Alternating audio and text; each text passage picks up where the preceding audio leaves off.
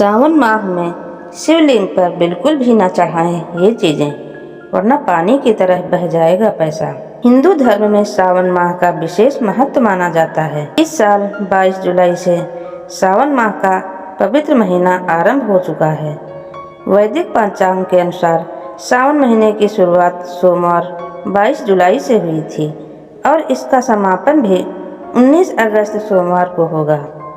इस बार सावन माह में 5 सोमवार पड़ रहे हैं। साथ ही सावन की शुरुआत और समापन दोनों ही सोमवार के दिन होने से बहुत ही दुर्लभ संयोग बना हुआ है। साथ ही इस बार सावन माह में प्रीत योग, आयुष्मान योग, सस योग और नवम पंचम योग, साथ ही सर्वार्थ सिद्ध योग का भी निर्माण हो रहा है। इससे इस दिन का महत्व और भी ज़्यादा बढ़ गया है। हिंदू धर्म में सावन के महीने का विशेष महत्व होता है।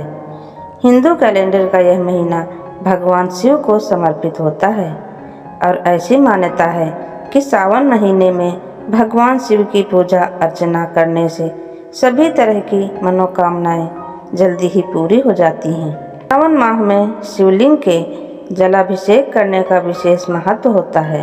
इसके अलावा सावन माह में भगवान शिव की पूजा आराधना के लिए शास्त्रों के नियमों का विशेष पालन करना होता है। शास्त्रों के अनुसार सावन के महीने में शिवलिंग पर तरह तरह की चीज़ें अर्पित की जाती हैं ताकि भगवान भोलेनाथ जल्द ही प्रसन्न हो जाएं। वहीं शास्त्रों में कुछ ऐसी चीज़ों का भी वर्णन किया गया है जिन्हें सावन माह में शिवलिंग पर भूलकर भी अर्पित नहीं करनी चाहिए। ऐसे में इन चीज़ों का उपयोग भगवान शिव की पूजा आराधना और तपस्या में बिल्कुल भी प्रयोग नहीं करना चाहिए। इस वीडियो में मैं आपको बताऊंगी कि हिंदू धर्म में सावन माह का महत्व क्या है और सावन माह में शिवलिंग पर कौन सी चीज़ें बिल्कुल भी अर्पित नहीं करनी चाहिए। लेकिन इससे पहले अगर आप भी चाहते हैं कि भगवान शिव जी का आशीर्वाद आप सभी पर बना रहे तो इस वीडियो को एक लाइक करें और चैनल को सब्सक्राइब करें और कमेंट बॉक्स में सच्चे दिल से हर हर महादेव जरूर लिखें। चलिए सबसे पहले जानते हैं कि हिंदू धर्म में सावन माह का महत्व क्या है। सावन माह का हिंदू धर्म में विशेष महत्व माना जाता है। सावन महीने में ही भगवान शिव के निमित्त कांवड़ भी लाई जाती है, जिसे सावन महीने की शिवरात्रि के दिन उचित विधि विधान से भगवान शिव जी के मंदिर में अर्पित किया जाता है। वैसे तो साल भर भगवान शिव की भक्ति की जाती है, लेकिन सावन मास में भगवान शिव की पूजा अर्चना करने से मनचाही इच्छा जल्द ही पूरी होती है। साथ ही सावन माह में नित्य रूप से शिवलिंग पर जल अर्पित करना चाहिए। शिवलिंग पर जल चढ़ाने से विशेष फलों की प्राप्ति होती है। सावन महीने के सोमवार के दिन जो व्यक्ति विशेष रूप से भगवान शिव की पूजा अर्चना करता है और व्रत करता है, उसकी सभी इच्छाएं पूरी होती हैं। वहीं जिन कन्याओं को अच्छे वर की चाहत है या जो महिलाएं अपने पति के साथ अपने रिश्ते को मजबूत बनाए रखना चाहती हैं, उन्हें सावन माह में व्रत जरूर रखना चाहिए। साथ ही पुरुष भी इस व्रत को कर सकते हैं। आइए अब जानते हैं कि सावन माह में शिवलिंग पर कौन सी चीजें भूल कर भी अर्पित नहीं करनी चाहिए। नंबर 1, खंडित बेलपत्र। शिव जी को बेलपत्र अत्यंत प्रिय है।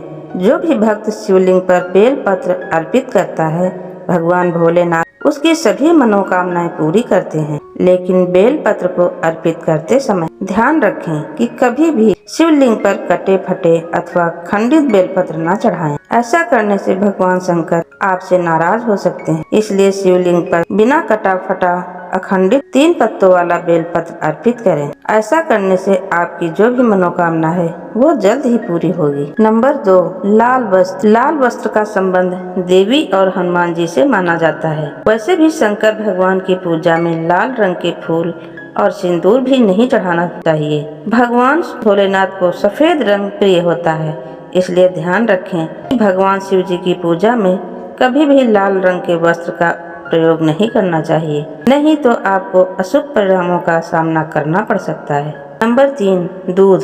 शिवलिंग पर दूध चढ़ाने की परंपरा सदियों से चली आ रही है।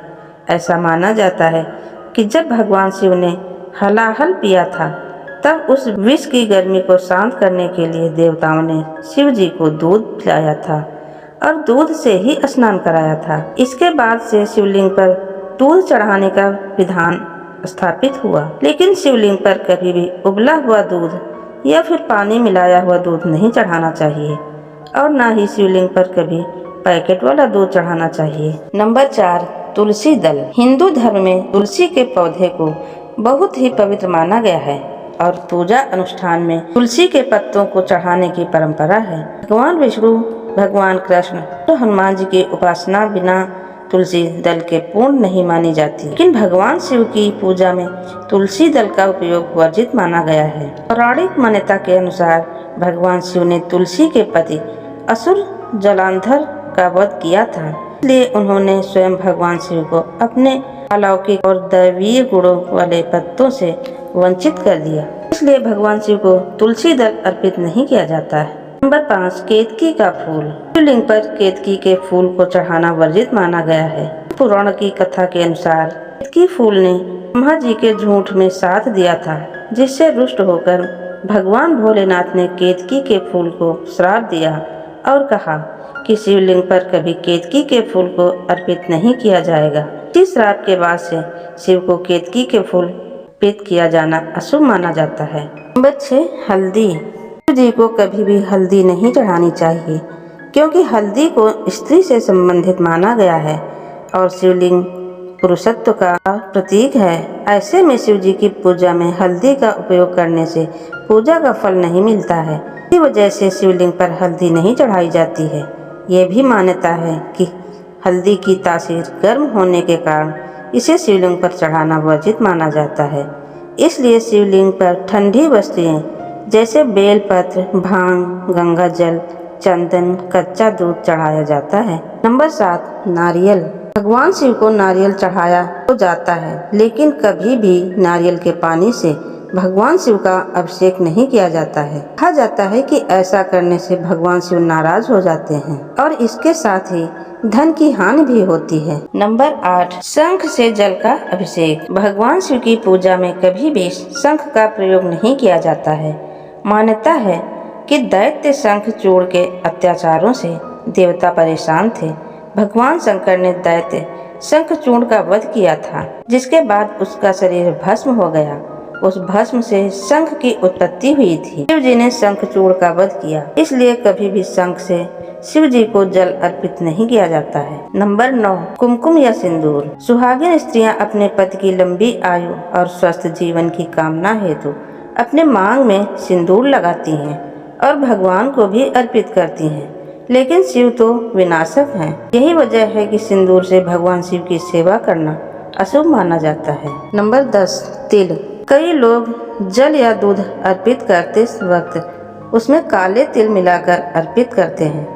तिल को भगवान विष्णु के मैल से उत्पन्न हुआ माना जाता है और इसे शनिदेव एवं पितरों को ही अर्पित किया जाता है, इसलिए तिल को भगवान शिव को अर्पित नहीं किया जाता है। नंबर 11, टूटे हुए चावल। शिव पुराण के अनुसार भगवान शिव पर अखंड और धुले हुए साफ चावल चढ़ाने से उपासक को लक्ष्मी की प्राप्ति होती है।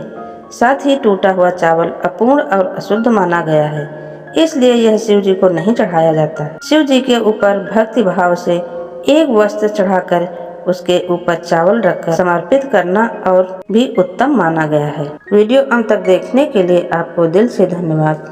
अगर वीडियो पसंद आए तो वीडियो को लाइक करें और हमारे चैनल को सब्सक्राइब